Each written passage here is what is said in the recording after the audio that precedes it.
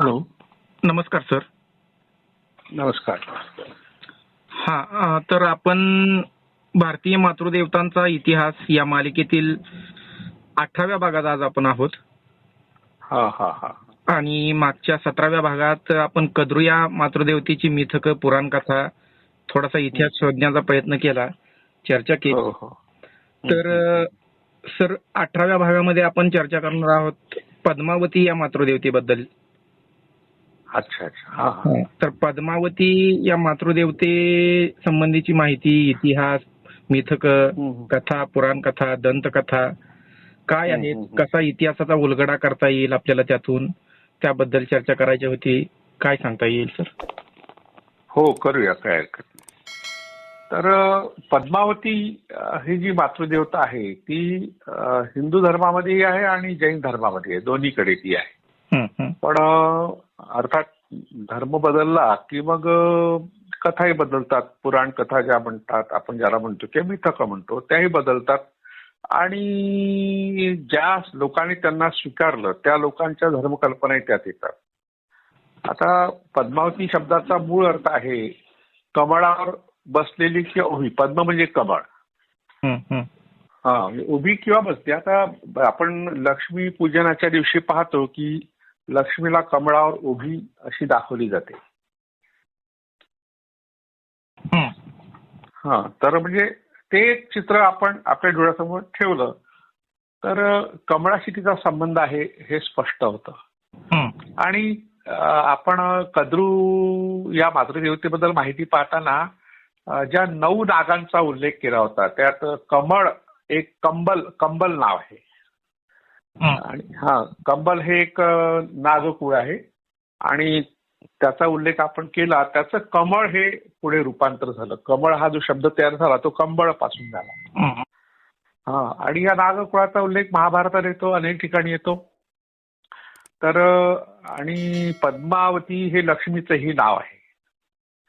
तेव्हा लक्ष्मी आणि पद्मावती हे एकाच मातृदेवतेची 2 नावं आहेत.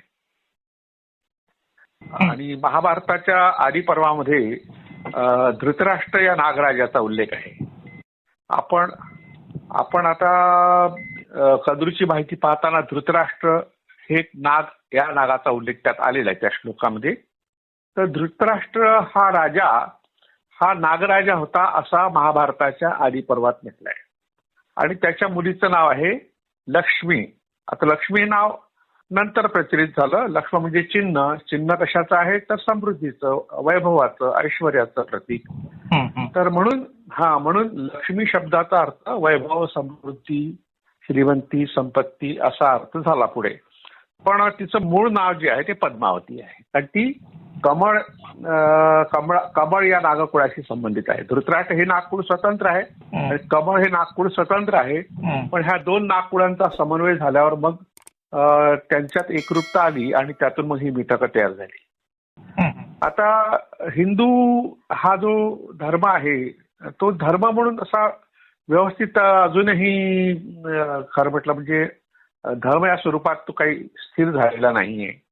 त्यात अनेक धर्मांचं मिश्रण आहे, अनेक संस्कृतीचंही मिश्रण आहे. कारण भारत हा विविधतेने नटलेला देश आहे आणि यामध्ये अनेक संप्रदाय, अनेक भाषा, अनेक प्रकारचे जाती, ज्याला वंश म्हणतात, पण आता वंश म्हणू नये, आपण जाती म्हणूया. तर अशा तऱ्हेने जी विविधता आहे त्या विविधतेमुळे प्रत्येकाच्या धारणा, प्रत्येकाच्या भावना, त्यांचा आदर करून त्यांना स्वीकारणं हे हिंदू धर्माचं एक वैशिष्ट्य आहे. आणि त्यामुळे मग हिंदू हा संमिश्र अशा धर्मकल्पनांचा समुच्चय आहे. हिंदू ही संस्कृतीही आहे आणि धर्मही आहे असं जे सर्वोच्च न्यायालयाच्या एका निकालात म्हटलं आहे. तर त्याला कारणच हे आहे की आपण धर्म म्हणून संबोधतो पण ती संस्कृती सुद्धा आहे. आणि संस्कृती म्हटलं की मग एका विशिष्ट धर्माचं कुंपण त्याला लावता येत नाही. म्हणूनच जैनांना हे स्वीकारणं सोपं झालं. मुळात आपण असं म्हणूया की ही जी पद्मावती आहे ही जैनांचीच असली पाहिजे, कारण जैन धर्म हा हिंदू धर्माच्या पेक्षा जुना आहे. हिंदू शब्द आपल्याला साधारणतः 1500 वर्षापूर्वीच्या काही लेखामध्ये आढळतो. 1030 मध्ये अल्बेरुनी हा जो परदेशी प्रवासी होता त्यांनी आपल्या किताबे हिंद या ग्रंथामध्ये हिंदू हा उल्लेख जो केला तो सिंधू नदीच्या पलीकडे राहणारे लोक या अर्थाचा आहे. आणि इसवी सनाच्या 4-5व्या शतकात डरायस नावाचा जो ग्रीक राजा होता, डरायस सेकंड बहुधा आहे तो, तर त्यांनी हिदुश हा उल्लेख केलाय त्याच्या एका क्युनिफॉर्म लिपीतील शिलालेखात हिदुश हा उल्लेख आहे. तर त्यावरून साधारणतः 1500 वर्षापूर्वी हे उल्लेख आपल्याला आढळतात. पण ते सिंधू नदीच्या पलीकडले लोक या अर्थाने, धर्म या अर्थाने हिंदू शब्द काही त्या लोकांनी वापरला नाही, अल्बेरोनीने वापरला नाही, डरायसने सुद्धा वापरला नाही.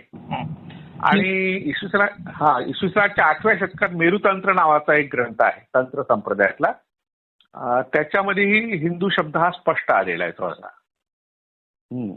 तर अशा तऱ्हेने हा शब्द संस्कृती या अर्थानेच आला असावा प्रारंभी, धर्म या अर्थाने आला नसेल. आणि मग एका धर्माला ते नाव दिलं गेलं, पण त्याच्या आधी जैन धर्म होता.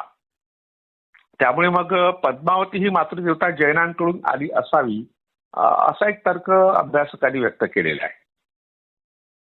जसं आता कोल्हापूरला अंबाबाई आहे, तर अंबाबाई हा शब्द प्रचलित आहे, लोकांमध्ये प्रचलित आहे. आणि तिचं जुनं नाव पद्मावती आहे. आणि मग जैनांनी तिला आपली मानली आणि तिथे शिलाहार राजे जे होते ज्यांनी ते मंदिर बांधलं ते जैन होते, म्हणून त्यांनी पद्मावती या नावाने तिचा उल्लेख केला. पण पुढल्या काही शिलालेखामध्ये, जो शिलालेख त्या ठिकाणी आढळतो मंदिरात, तिला महालक्ष्मी म्हटलंय. आणि महालक्ष्मी म्हटलं त्यामुळे अनेकांना असं वाटलं की विष्णू पत्नी लक्ष्मी ही महालक्ष्मी असावी. पण महालक्ष्मी शब्दाचा अर्थ विष्णू पत्नी असा होत नाही.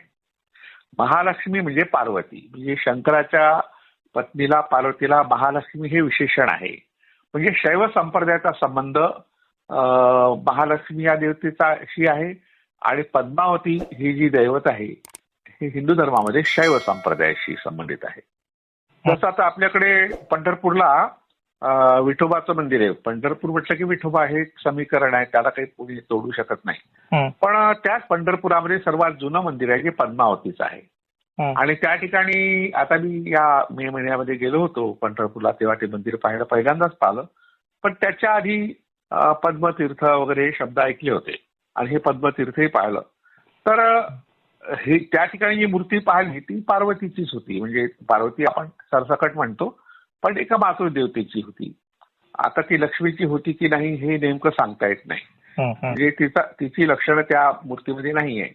पण हिंदूंनी जी पद्मावती स्वीकारली ती ह्या मूळ जैन धर्मातून स्वीकारली असावी असं माझं मत झालं या सगळ्या अभ्यासातून.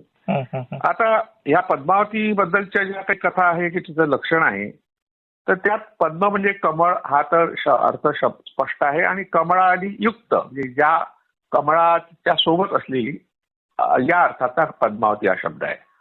कमळावर बसलेली किंवा उभी असं त्याचा अर्थ आहे. आणि हे लक्ष्मीचं नाव आहे. महाभारताच्या शल्य पर्वामध्ये एक गोष्ट आलेली आहे, ती गोष्ट आपण पाहू म्हणजे आपल्याला तिचं मूळ रूप पाहायला मिळेल. महाभारत हा इसवी सनाच्या 1ल्या किंवा 2ऱ्या शतकातला 2000 वर्षापूर्वीचा ग्रंथ आहे. आणि त्यापूर्वी जैन धर्म 550 वर्षापूर्वी प्रस्थापित झाला होता. त्यामुळे मी जे म्हटलं की पद्मावती जैनांमधून हिंदूंमध्ये आली असावी, तर त्यात जी कथा आहे शल्य पर्वात ती कुमार कार्तिकेयाच्या सहाय्यासाठी शत्रूंचा संहार करण्याकरता पुढे आलेल्या ज्या मातृका होत्या, मातृका या रक्षणाकरता असतात. म्हणजे ज्यांना गरज पडते, अडचण पडते तेव्हा त्यांच्या मदतीला धावून जाणाऱ्या अशा ज्या मातृदेवता होत्या त्यांना मातृका म्हणून संबोधलेलं आहे अनेक ग्रंथामध्ये. तर त्यात मातृका होत्या ज्या 186 अनुचरी, त्यांची अनुचरी म्हणजे सहकार्य करणारी सेविका. तर त्यात सेविका असा उल्लेख तिचा आहे, अनुचरी आहे ती पद्मावती आहे. म्हणजे तिचं दुय्यम स्थान या महाभारतात आलेलं आहे. आता कुमार कार्तिकेय म्हणजे शंकराचा पुत्र, आपल्याला जी कथा माहिती आहे त्यानुसार कार्तिकेयाचा स्वतंत्र संप्रदाय आहे. आणि तो संप्रदाय जेव्हा शिवाच्या संप्रदायात विलीन झाला तेव्हा त्याला मुलगा म्हटलं गेलं कार्तिकेयाला. जसं आता दक्षिणेत सुब्रमण्यम म्हणतात, अय्यप्पन म्हणतात, तर ते दक्षिणेत तो अजूनही स्वतंत्र संप्रदाय, त्याचा शिवाशी काही संबंध नाहीये. आणि मग शिवाच्या संप्रदायात जेव्हा नागांचा संप्रदाय सामील झाला तेव्हा नागगड्यात शिवानी घातला. शिवाच्या संप्रदायात गणपतीचा संप्रदाय झाला तेव्हा तो लहान मुलगा झाला, मोठा मुलगा कार्तिकेय. अशा तऱ्हेने अनेक प्रकारचे संप्रदाय एकत्र आले तेव्हा त्या समन्वयातून शिव हे प्रतीक तयार झालं. आपल्यापुढे जे शिव हे प्रतीक आहे ते शिवलिंगाच्या रूपात आहे आणि तिथे कोणत्याही प्रकारे गणपतीने, कार्तिकेयने, नागने काही नाही. नंतर मग नाग सुरुवातीला आले म्हणून ते गळ्यात आहे, सगळ्यात प्रिय असं चित्र तयार करण्यात आलं. तर अशा तऱ्हेने कार्तिकी हा शैव संप्रदायातला हे तर स्पष्ट आहे. आणि त्यामुळेच मग पद्मावती ही मुळात शैव संप्रदायाशी निगडीत असावी असं अभ्यासकांचं म्हणणं आहे. आता जी पद्मावती आहे ती लक्ष्मीचं रूप मानलं गेलं आहे, पण लक्ष्मी हा वैष्णव संप्रदायातलं विष्णू जो दैवत आहे त्याची पत्नी म्हणून पुराणिकांनी चित्रित केली. कारण तो लक्ष्मीचा संप्रदाय विष्णूच्या संप्रदायात विलीन झाला म्हणून ते नवरा बायकोचं नातं झालं. आणि दोन पुरुष एकत्र आले तर भावाभावाचं नातं होतं. मोठा असेल पुरुष तर तो वडिलासारखा असतो. असं एक आपण एक कुटुंब तयार केलं. म्हणजे पुराणिकांनी अशा तऱ्हेने कौटुंबिक व्यवस्था तयार केली. त्यातून आपल्याला ते खरं वाटतं की अशाच तऱ्हेने शंकराचा हा जो मुलगा आहे कार्तिकेय, दुसरा मुलगा गणपती आहे. तसंच मग पद्मावती ही मुळात ही जी शैव होती ती पुढे लक्ष्मीशी जोडली गेली. म्हणजे अशा तऱ्हेने सांप्रदायिक जे काही संघर्ष आहे ते संपायला आले, समन्वयाची गोष्ट झाली की मग कोणीही एकत्र येऊ शकतं, विरोधक एकत्र येऊ शकतात. आणि आता आपण बरेचदा टीव्हीवर वगैरे जे काही ऐकतो म्हणजे राजकारणी लोकांच्या तोंडूनच ऐकतो की राजकारणात कोणी कायमचा शत्रू किंवा कायमचा मित्र नाही आहे. म्हणजे याचा अर्थ हे शत्रुत्व जे आहे ते फक्त आपल्या अभिनयाच्या मनात असतं, ते प्रत्यक्षात काही नेत्याच्या मनात नसतं. तर आता हे वारंवार राजकारणाचा उल्लेख मी यासाठी करतो की अशा तऱ्हेने समन्वय आणि संघर्ष आणि समन्वय हे सातत्याने या पुराण कथांच्या मध्ये आपल्याला आढळतं. आता तर एक संदर्भ महत्वाचा आहे की वैदिकांची जी सरस्वती आहे, यापूर्वी सरस्वतीबद्दल आपण खूप चर्चा केली की इराणमधली अनाहिता तिलाच पुढे मग भारतात आल्यानंतर सरस्वती नाव दिलं गेलं. आणि अनाहितेचं जे मंदिर आहे अफगाणिस्तानात हेल्मंड नदीच्या काठावर, हेल्मंड नदीचं जे जुनं नाव आहे पारशी लोकांनी दिलेलं ते हरावती आहे. याचा अर्थ ती वैदिकांची, कारण आणि वेदाची रचना जी झाली ऋग्वेदाची प्रामुख्याने ती अफगाणिस्तान झाली हे सगळ्या अभ्यासकांनी मान्य केलेलं आहे. तर ही सरस्वती बाहेरची आहे. ही भावना इथल्या लोकांच्या मनात असल्यामुळे त्या पुराणिकांनी मग वैदिकांच्या सरस्वतीशी पद्मावतीचं युद्ध झाल्याच्या कथा रचल्या. म्हणजे दोन संप्रदायामधलं हे युद्ध किंवा लढाई आहे. झगडे आहेत पण त्याला युद्धाचं रूप पुराणिकांनी दिलं आणि खूप रंगवून सांगितलेलं आहे. तर त्यावरून सरस्वती आणि लक्ष्मी ह्या एकमेकाच्या विरोधातल्या देवता होत्या हे दिसतं. देवी भागवताच्या 9व्या खंडामध्ये अशा तऱ्हेच्या हे युद्धाची कथा आहे. या कथेत आणखी एक गोष्ट झालेली आहे की सरस्वतीने लक्ष्मीला वृक्ष तसेच नदी होण्याचा शाप दिला. म्हणजे इथे पराभव कोणाचा झाला, पद्मावतीचा पराभव झाला, सरस्वतीचा विजय झाला. आणि त्यामुळे मग तो शाप दिला. आता लक्ष्मी ही जी आहे पद्मावतीच्या रूपात नदी झाली. म्हणजे सरस्वती आणि लक्ष्मीच युद्ध आहे. हा या कथांचा संदर्भ काय म्हणालात सर तुम्ही? म्हणजे संदर्भ असा आहे की दोन संप्रदाय जेव्हा संघर्ष करतात आणि तेव्हा एकमेकाच्या विरोधात, आता आपण अलीकडेच पाहिलं की शरद पवारांच्या पक्षातून अजित पवार बाहेर गेल्यावर त्यांच्या पक्षातल्या लोकांनी, छगन भुजबळ असो की अगदी प्रफुल्ल पटेल किंवा असद मुश्रीफ, या सगळ्यांनी शरद पवारांची जी उडीदुडी काढली. म्हणजे एक मोठा नेता बापासारखा, पण त्याच्या विरोधात राजकारणी लोक बोललेले आपण टीव्हीवर पाहिले. आणि मग तेव्हा बाकी लोक तर बोललेली शरद पवारांच्या बाजूला, पण आता एक एक बोलायला लागलेले आहेत. म्हणजे आपण एकत्र राहिलो होतो आणि एका कुटुंबासारखा राहिलो होतो याचाही विसर या लोकांना पडला. आता पण या कथा म्हणजे वेदांमध्ये आहेत की अजून वेगळ्या पुराणांमध्ये आहेत असं मी विचारलं होतं. नाही, वेदात नाही आहे या कथा, कारण ह्या पुराणात आलेल्या आहे. अच्छा. वेदात यासाठी नाही आहे कारण वेदाच्या ऋग्वेदाचा जो काळ आहे तो खूप जुना आहे. म्हणजे इसवी सन पूर्व 1500 हा काळ आहे. आणि ही पुराणं जी आपण पाहतो ती साधारणतः 2000, 1500 आणि 1000 अशा या काळात रचलेली आहेत. तर देवी भागवत जे आहे ते पुराणच आहे एक प्रकारचं आणि ते 1000 वर्षापूर्वीचं आहे, म्हणजे अलीकडलं आहे. तर त्याच्याही 1500 किंवा 2000 वर्षापूर्वी ऋग्वेद लिहिला गेला. त्यात पद्मावती नाही आणि सरस्वती नदी आहे. वैदिकांची ती मातृदेवता असल्यामुळे नदीच्या रूपात आहे. तिला आज जे रूप आलेलं आहे ते रूप नंतर जी मातंगी देवता आहे दशमहाविद्यामध्ये तांत्रिकांची, तंत्र संप्रदायातली, तिचं तिचं स्वरूप धारण करून की तिची नक्कल करून आजच्या सरस्वतीचं चित्र तयार झालं आणि जास्त लोकप्रिय ते राजा रविवर्मा बडोद्याचे जे सयाजीराव गायकवाड जे होते महाराजा त्यांच्या पदरी तो होता. त्यांनी जे चित्र तयार केलं तेच आपल्या पुढे आहे. म्हणजे अशा तऱ्हेने सरस्वती ही चित्ररूपात आता आली पण ती वैदिकांची होती हे ऋग्वेदाच्या त्या काही ऋचांमधून दिसतं. म्हणजे त्यांची मातृदेवता होती, नदी देवता होती प्रामुख्याने ती. आणि त्यामुळे तिचा उल्लेख 2-3दा आलेला आहे, खूप नाही आला. पण त्या सगळ्या ठिकाणी ती अंबितमे म्हणजे पाण्याची देवता आहे असा उल्लेख आहे सरस्वतीचा. नाही, सरस्वती नदी आहे, सरस्वती खोरं आहे त्या. आणि पण अशा प्रकारे भारतात सरस्वती नावानी 22 प्रवाह आहे. अभ्यास एकच नाहीये. म्हणजे नदी म्हणून अशी स्वतंत्रपणे भारतात सरस्वती नाही आहे. पण तिच्या प्रवाहांना काही लहान लहान ओहळ किंवा प्रवाहांना सरस्वती म्हणतात. पण जो उल्लेख ऋग्वेदात आहे तो एक मोठी नदी आहे. सरस्वतीचा अर्थच होतो प्रवाहवती, जिचा प्रवाह मोठा आहे. आणि तो भारतातल्या कोणत्याही सरस्वती नावाच्या नदीचा नाही आहे. अच्छा अच्छा. हा, ते आपली हेल्मंड नदी जी आहे अफगाणिस्तानातली, हेल्मंड प्रांत आहे ते. आता हे नाव हेल्मंड वगैरे हे ग्रीकांच्या नंतर पडलं असावं. पण जे पारशी लोक इराणमधून निघाले, त्यांना निघावं लागलं, पळून जावं लागलं, तेव्हा ते काही काळ अफगाणिस्तानात राहिले. आणि मग त्या ठिकाणी हेल्मंड नदीच्या काठावर त्यांनी अनाहितेची मूर्ती तयार केली आणि तिचं मंदिर आहे, अजूनही आहे. आणि जगभरातले पारशी लोक त्या ठिकाणी अजूनही तिच्या दर्शनाला येतात.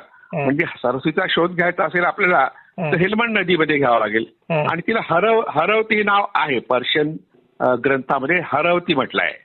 आणि हा जो उच्चार आहे तो सच्या ऐवजी आलेला आहे जुन्या पारशी धर्मामध्ये, भाषेमध्ये.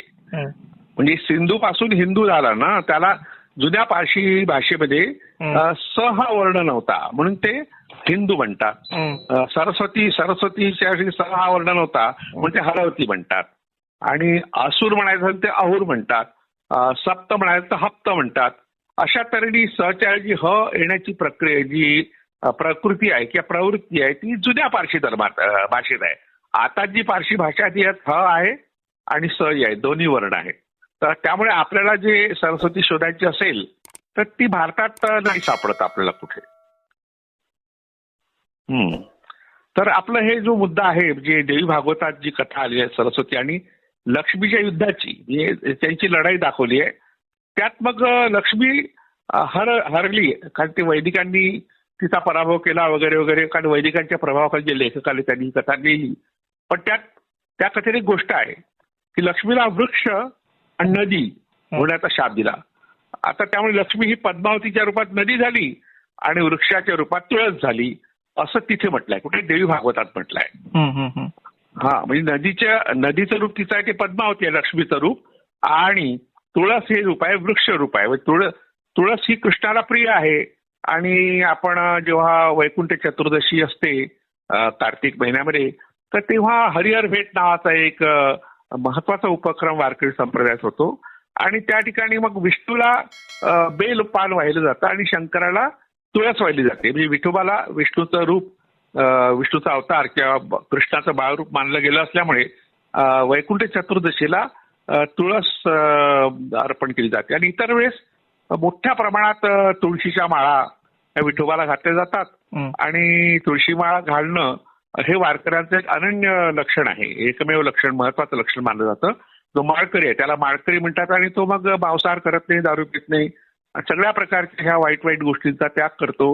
म्हणून तुळशीचं जे महत्व वाढलं ते वाढल्यानंतर ही कथा तयार झाली असावी. ही कथा झाल्यानंतर तुळशीचं महत्व वाढलं असं म्हणता येत नाही, उलट झालंय.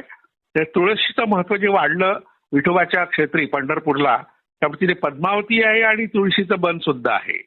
तर हे आपण पाहतो. तर अशा कथा जेव्हा तयार होतात तेव्हा स्पष्टीकरण देण्याकरता या कथा रचतात काही अभ्यासक लोक किंवा लेखक लोक, त्याला स्पष्टीकरण कथा म्हणतात. तर हे जी मिथक आहे पद्मावतीचं, लक्ष्मीचंच रूप पद्मावती म्हटलं आहे ते, आणि सरस्वतीच्या शापाने झालं आणि लक्ष्मीने शाप दिला म्हणून ती तुळस झाली असं देवी भागवतात म्हटलंय. त्याच्या 9व्या खंडात ही कथा आली आहे. यावर पद्मावती मुळात नदी देवता होती हे स्पष्ट होतं. आणि तुळस या वृक्ष देवतेचंही लक्ष्मीत रूपांतर झाल्यावर ही पुराण कथा तयार झाली असावी असं आपल्याला म्हणता येतं. तर अशा तऱ्हेचं हे मिथकांचं एक विश्व आहे. सर बाकीच्या संशोधकांनी काही दाखले दिलेत का पद्मावतीचे असं? हो हो हो, पद्मावतीबद्दल तर खूप लोकांनी लिखाण करून ठेवलंय. आणि कारण काय की ही आपल्याकडे जसं आता आपण तिरुपती बालाजीला जातो, तर तिरुपती बालाजीचं जे मंदिर आहे ते उंचावर आहे. आणि त्याच्या आधी आपण ज्या गावात जातो त्या गावाचं नावच पद्मावती आहे. म्हणजे मुळात पद्मावतीचं ते तीर्थक्षेत्र आहे. बालाजी हा नंतर आलेला, म्हणजे पद्मावतीचा संबंध कृष्णाशी जोडला गेला. आणि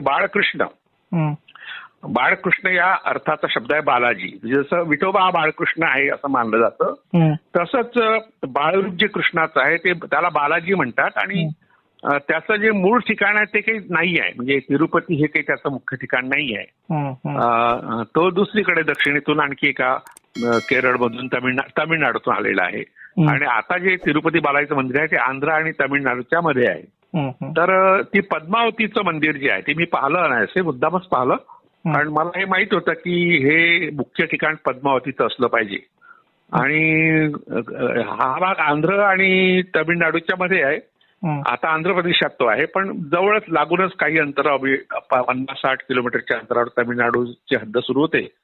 तर इकडे कर्नाटक लागून आहे, आंध्रला लागून कर्नाटक आहे. तर कर्नाटकात हुमच्च पद्मावती शिवमोगा जिल्हा तिथे आहे.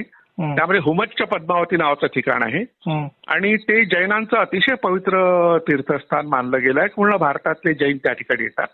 सर्वात जुनं मंदिर ते आहे, म्हणजे जवळजवळ जैनी आहे आणि हिंदूंचंही मंदिर आहे. म्हणजे दोन संप्रदाय स्वतंत्रपणे पद्मावतीला मानतात असं यातून दिसतं. अजून इतर मंदिर, आता पंढरपुरात मी असतो ना, तर पंढरपुरात पण पद्मावतीचं मंदिर आहे. तळ आहे, त्या तलावाला नाव आहे पद्मावती, त्याला यमाई तलाव म्हणतात. हा करेक्ट. यमाई नावाची देवता तिचं सुद्धा मंदिर पंढरपुरात स्वतंत्र आहे. आणि जे पद्मावती तीर्थ म्हटलं त्याला पद्मतीर्थही म्हणतात. आणि असे मी यावर्षी पाहिलं, बरेच दिवस मी बरेचदा गेलो पंढरपूरला, पण मला यावर्षी तिथे एक सारंग कोळी नावाचे पत्रकार भेटले, इंजिनियर. आणि ते त्यांना मी सहज म्हटलं की इथे पद्मावती कुठे आहे, तर म्हणजे जवळच आहे. मग आम्ही पाहायला गेलो होतो. पण यापूर्वी मी यमाईची मंदिरं वगैरे मी पंढरपुरातली पाहिली होती. तर पद्मावतीला पता संबंध बंगालमध्ये मनसा देवीशी जोडला गेलाय. अच्छा. हा, मनसाबद्दल आपण पाहिलं की मनसा ही नागदेवता आहे आणि पद्मावती ही सुद्धा नागदेवता आहे. तर भैरव पद्मावती कल्पना नावाचा एक ग्रंथ आहे, त्यात पद्मावतीचं वर्णन आहे. त्या वर्णनात तिला 4 हात असून उजवीकडील एका हातात एक हात वरद मुद्रा, वरद म्हणजे वर देणारा, म्हणजे आशीर्वाद देणारा. दुसऱ्या हातात अंकुश आहे, अंकुश म्हणजे नियंत्रण ठेवणारा. हत्तीचं गंडस्थळ आहे, त्यावर अंकुश मारला की तो ऐकतो. तर आणि तिच्या डाव्या हातात दिव्य फळ आहे आणि पाश आहे.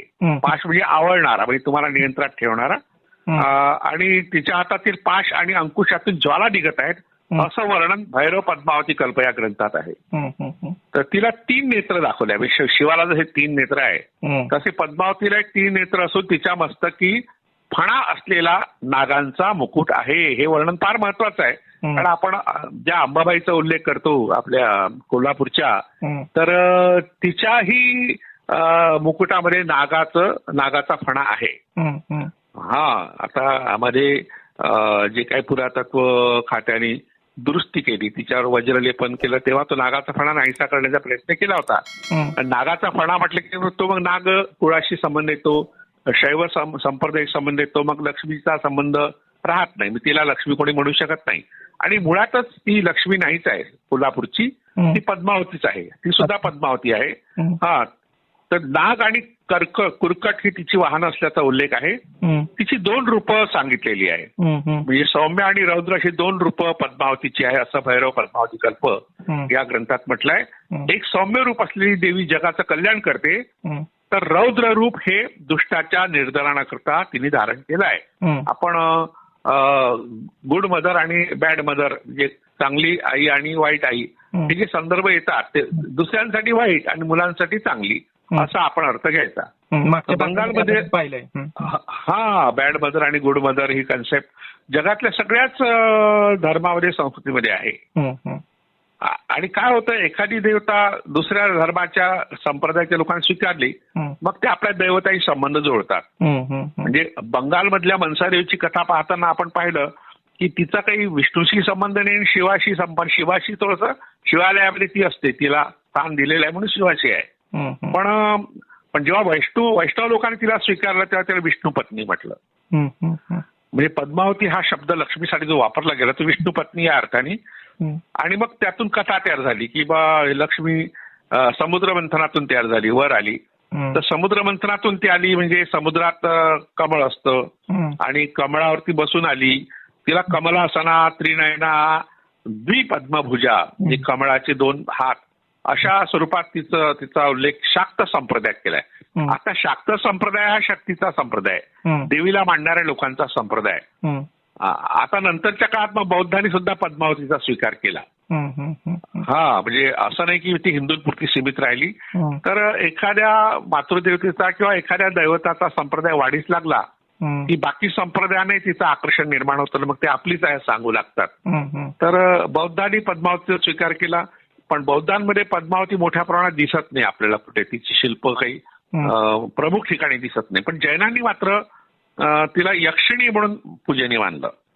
कारण जैनांमध्ये पद्मावती जी आहे ना ती काही अशी महत्वाची देवता त्यांनी मानली नाही. शासन देवता म्हणजे परिचर देवता ज्याला म्हणतात, आणि तिला दुय्यम स्थान असतं. पण गंमत अशी झाली की आपल्या भारतामध्ये श्वेतांबर आणि दिगंबर हे जे जैनांचे 2 संप्रदाय आहेत म्हणतायत, तर त्या जे दिगंबर संप्रदायाचे लोक आहेत ते पद्मावतीला मानतात आणि प्रमुख देवता मानतात. त्यांच्या घरात तुम्ही गेलात, आता मी बऱ्याच जैनांच्या घरी गेलो आहे, तर त्यांच्या घरात पद्मावतीची मूर्ती असते देवघरामध्ये किंवा स्वतंत्र चित्रही भिंतीवर टांगली असतात. म्हणजे याचा अर्थ असा होतो की महावीरापेक्षा किंवा पार्श्वनाथापेक्षा, कारण पार्श्वनाथाचा संबंध हा पद्मावतीशी येतो. जैनांमध्ये पार्श्वनाथ हे जे महत्वाचं एक तीर्थंकर आहे त्यांचा संबंध पद्मावतीशी येतो. आणि त्याची कथा जी तयार झाली आहे ते जे पंढरपूर तीर्थाच्या कथेची गंमत आहे, ते पद्मावतीचं मंदिर जे आहे त्या ठिकाणी बुधवारी आणि अष्टमीच्या दिवशी स्नान केलं तर सर्व पापांचा नाश होतो अशी एक समजूत आहे. त्या संबंधी मग त्या तीर्थाचं महत्व सांगणारी एक कथा आहे पंढरपूरच्या पद्मतीर्थाचं. तर सुशर्मा नावाचा एक ब्राह्मण मध्यमांस खाणारा होता, मी मटण खाणारा होता, मांसाहारी होता. त्याचं म्हणजे असा एक समज आहे की मांसाहारी लोक वाईट असतात. तर त्याचा, कारण वारकरी लोक हे मांसाहार करत नाही म्हणून त्यांनी मांसाहारांच्या करणाऱ्याच्या विरोधात अशा कथा रचल्या. तर त्याचं आचरणही पापकारक होतं. एकदा भटकत असताना तो पद्मतीर्थाजवळ आला. तिथं तिने स्नान केलं, त्यानं स्नान केलं, देवीचं दर्शन केलं, मी पंढरपूरच्या पद्मावतीचं. आणि काळांतराने तो मरण पावला. तर गंमत ही झाली की तो आधी असा वागण्याने चांगला नव्हता, पण नंतर त्याच्या वर्तनात बदल झाला. मग त्याला नेण्याकरता एकाच वेळी यमदूत आले आणि विष्णुदूत आले. आता विष्णुदूत यासाठी आले की त्याच्या वागण्यात बदल झाला म्हणून, आणि यमदूत यासाठी आले की आता मेला तर घेऊन गेलं पाहिजे. मग पापी ब्राह्मणाला कोणी न्यायचं, कारण तो ब्राह्मण होता आणि पापी होता, असा त्यांच्यात वाद झाला. यमदूतांनी न्यायचं, विष्णुदूतांनी न्यायचं. तर शेवटी विष्णुदूत त्याला विष्णू लोकात घेऊन गेले. हे सारं यमदूतांनी यमाला सांगितलं. त्यावर यम म्हणाला की त्या ब्राह्मणाने पद्मतीर्थावर स्नान केलं होतं, त्यामुळे त्याची सारी पापं नाहीशी झाली. म्हणजे तीर्थामध्ये पापं नाहीशी होतात असा एक समज आहे, म्हणून त्याला विष्णुदूतांनी निर्णयोग्य आहे असं यम म्हणाला. पद्मतीर्थाचं महत्व सांगण्याकरता अशा प्रकारची कथा पंढरपूरच्या लोकांनी तयार केली. आणि मग ही कथा केव्हा झाली, तर वैष्णव संप्रदायाचं प्रस्थ वाढलं तेव्हा. म्हणजे ह्या कथा तयार होण्याची कारण आपण पाहिली पाहिजे की हे पंढरपूर हे शैव क्षेत्र आहे आणि मुळात ते शैवपेक्षा शाक्त असलं पाहिजे, कारण लखुबाई ही तिथली मुख्य देवता आहे, कोळ्यांची देवता ती मानली जाते. आणि पदुबाई जी आहे, पदुबाई जिचा उल्लेख आपण पद्मावती करतो, ती धनगरांची देवता आहे. पदुबाईचं सुद्धा मंदिर पंढरपुरात आहे. तर मुळात हे पदुबाई आणि लखुबाई यांचं हे तीर्थक्षेत्र, या 2 मातृदेवतांचं तीर्थक्षेत्र असलं पाहिजे.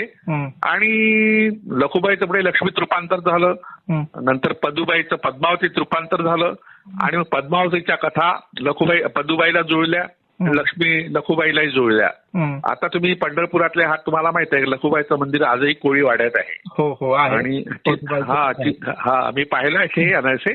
आणि पद्मावतीचंही मंदिर त्याच वाटेवर आहे. हो.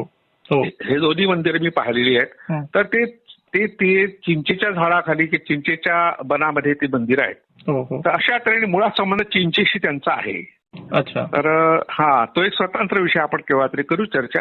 पण मुळात ह्या ज्या कथा तयार झाल्या त्या वैष्णव संप्रदायाचं प्रस्थ पंढरपुरात वाढल्यानंतर ह्या कथा तयार केल्या. आणि संत नामदेवांनी ज्ञानदेवासोबत आपल्या तीर्थयात्रेला प्रारंभ करण्यापूर्वी पांडुरंग त्यांना निरोप देण्याकरता इथवर आला होता. कुठपर्यंत आला होता? पद्मावतीच्या मंदिरापर्यंत पांडुरंग आला होता असं वारकरी सांगतात. म्हणजे हे मिथक आहे, पण वारकऱ्यांना ते मिथक वाटत नाही, तो इतिहास वाटतो. तर भक्तांचे वैशिष्ट्य असतं. आणि मग या तीर्थाबद्दल आणखी सांगण्यात आलं, याच ठिकाणी त्याने नामदेवाच्या हातात ज्ञानदेवाचा हात दिला होता असा अभंगात उल्लेख आहे. अच्छा. म्हणजे ज्ञानदेव आणि नामदेव एकत्र तीर्थयात्रेत गेले, ते दोघांनी एकत्र राहावं यासाठी पांडुरंगाने त्यांचा हात ज्ञानदेवाच्या हातात नामदेवाचा हात दिला. ते ठिकाण जे आहे ते पद्मावतीचं तीर्थ आहे. अशा तऱ्हेने पंढरपूरची कथा आहे. खरं आहे सर. काही मिस होत असेल तर निरोपाकडे जाताना 1-2 ओळीत सारांश. हो, तर पदमपवाया नावाचं जे गाव आहे ते नाग लोकांचं गाव आहे. तर त्या ठिकाणी ग्वाल्हेरजवळ एक गाव आहे मध्य प्रदेशात. तर तिथे उत्खननात पद्मावती नगरी तिथे वसली होती हे तिथे स्पष्ट होतं. आणि नागराजाची राजधानी म्हणून विष्णुपुरात त्याचा उल्लेख आहे. संस्कृत महाकवी भवभूती या ठिकाणी राहत असावा असं काही अभ्यासकांचं मत आहे. आणि बालावती पद्मावतीची कथा ही तिरुपतीमध्ये सांगितली जाते.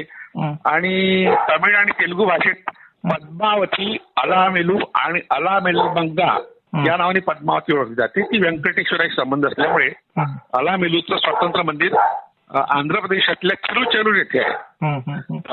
आणि मग अनेक पुराण कथामध्ये तिच्या कथा येतात.